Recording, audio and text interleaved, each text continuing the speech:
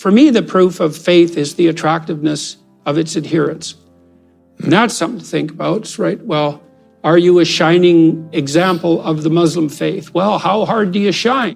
What I don't know about Islam would fill very many volumes, many of which I have sitting on my shelves at home right now because I want to do the reading, as I progress through this. The fundamental beliefs of Islam include the belief in one God, belief in the prophets of God, including Adam, Abraham, Moses, Jesus, and Muhammad, belief in the Day of Judgment, and the importance of living a moral and righteous life according to the teachings of the Quran and the examples of the Prophet Muhammad.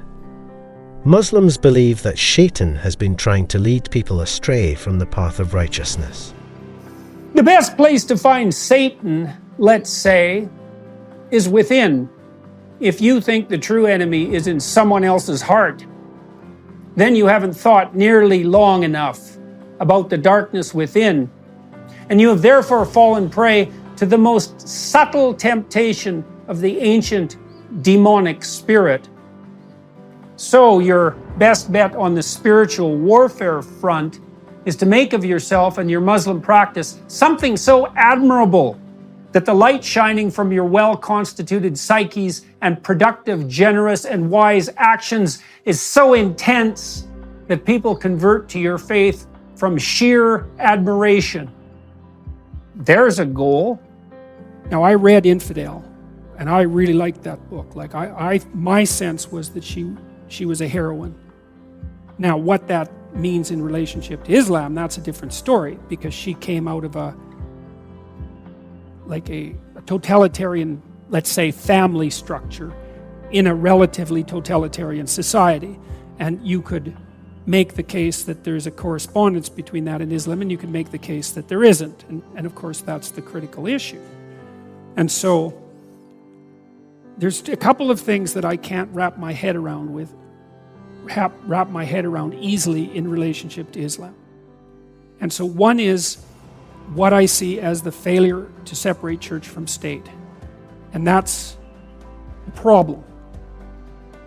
Now, it may not be a problem as such, but it's certainly a problem in relationship to the relation between Islam and the West, because we separate church from state. Islam is a message of unity that emphasizes the oneness of God, the unity of humanity.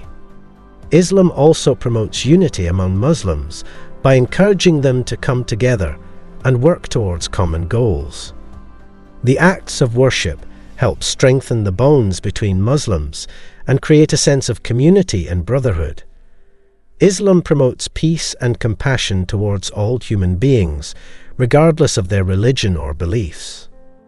Second, far more unites you with the other people of the book, as your own prophet himself, peace be unto him, forthrightly said, than what divides you. You all believe, for example, in a book. You all believe, for example, in God, and believe that you have an ultimate duty to that God. You are all followers of a prophetic tradition, and that is a tradition that unites the wisdom of the past with the vision and voice of those willing to see and speak truly and lovingly in the present. And you are all threatened, in a very real sense, by the system of vengeful Luciferian ideas that currently confronts all that is transcendent, traditional, and valuable on the sexual front, on the familial front, on the conceptual front, on the psychological and sociological front. I wouldn't dispute a priori the idea that Muhammad was a true prophet, but I don't understand what that means. So so this is the way I'm going to look at this psychologically again. It's people are granted revelations, and it's obviously the case, let's speak empirically, that the revelation of Muhammad united a fractious society. And so it was a uniting revelation. Now, how to conceptualize, but it's not a universally uniting revelation, at least not yet, or not now, because we're not all united. So why? Well, maybe we didn't understand the revelation. Unfortunately, different interpretations and practices has sometimes led to sectarian divisions and conflicts within the Muslim community. One of the main causes of sectarian divisions among Muslims is the interpretation of Islamic teachings and the understanding of Islamic history. Some Muslims have different views on certain religious practices or beliefs, and this has led to disagreements and tensions between different sects. Some powers have been accused of using sectarian differences to deepen their power in some countries. Muslims, reach across the sectarian divide. Shiites, find a Sunni pen pal. Communicate with someone on the other side. Sunnis, do the same.